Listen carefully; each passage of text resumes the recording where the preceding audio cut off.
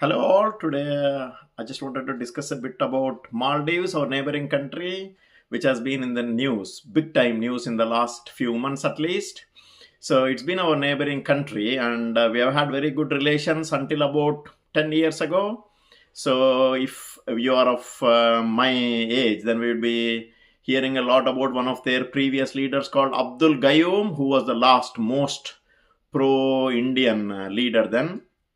Let me tell you a small incident before we go on, and I have divided this discussion into about three parts, letting you know what this small tiny country, what advantages, disadvantages, natural resources it has got, how India has helped it big way in the last few decades, and what all this controversy is all about, where actually it is coming from. It is not just what we see in the front end, right?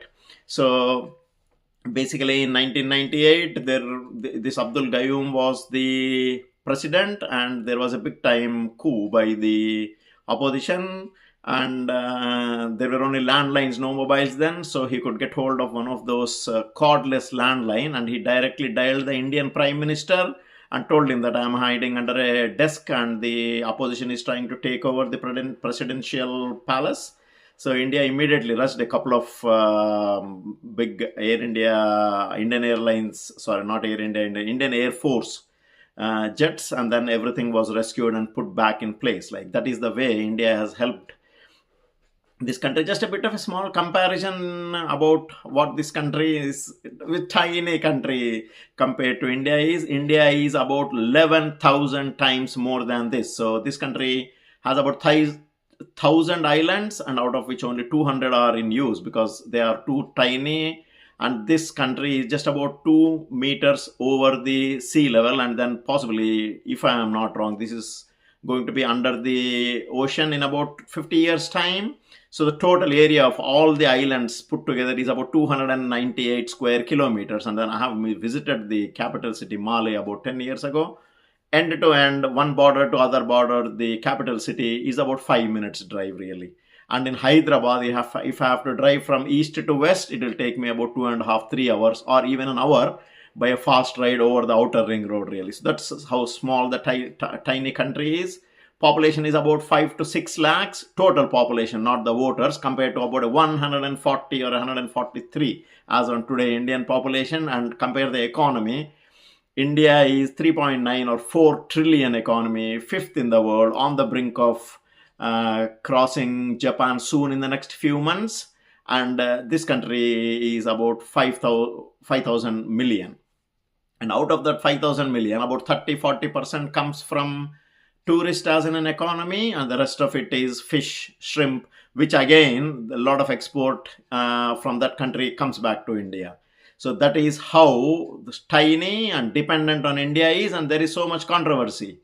So we as an Indians have really given it a long rope for many years, basically trying to be good to our neighbors, because even now at the conclusion, I would have to say, like, we still have to be good with this tiny country, which is now on the verge of, we'll come to that at the end, but we have to handhold it, because if we leave it, the Chinese are going to occupy a few tiny islands. And even if the sovereign country is under the water, then the Chinese still will have a lot of maritime influence in that area, which is dangerous to India. Like, so the only one advantage this country has is it has got an absolute natural beauty. Apart from that, there is no contribution from any of those citizens or any economy or any infrastructure at all. Like, the only biggest hospital they have got is called Indira Gandhi Hospital, for whatever name it is, and that's been built by India about 2 decades ago.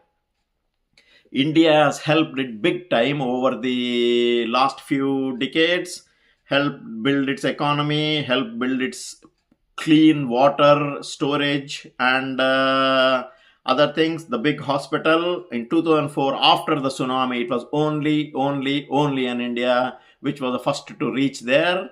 And actually, they don't have sand to construct their any buildings, or that is supplied by India.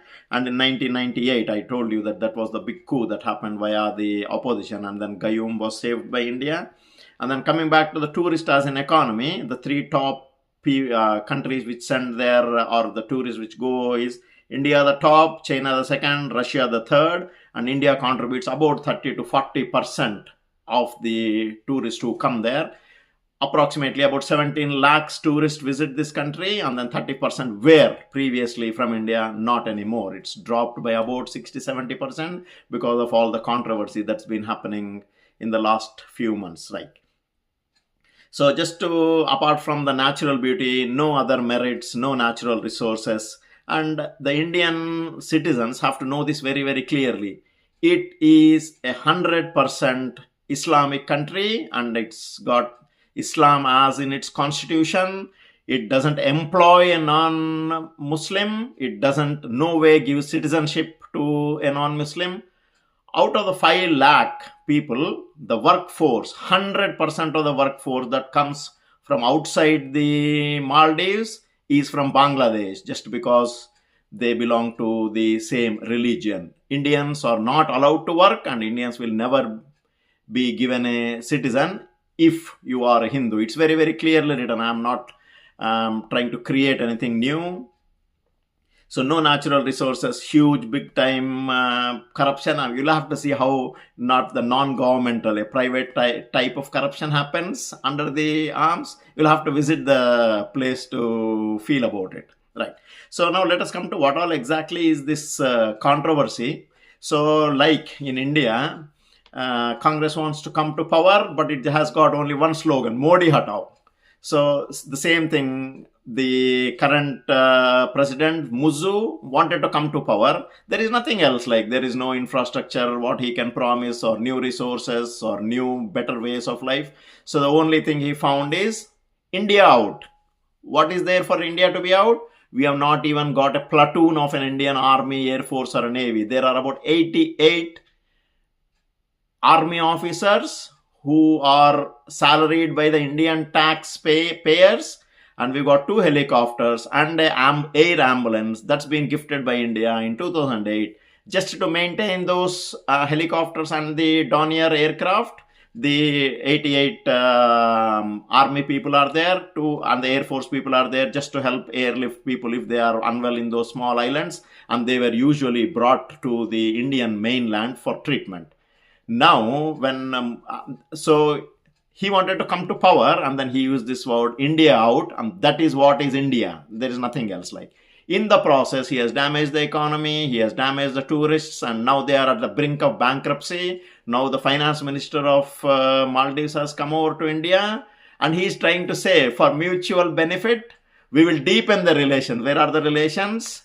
And mutual benefit, what is the mutual benefit? 140 crore versus a 5 lakh. And 11,000 size times bigger size. What is the mutual benefit?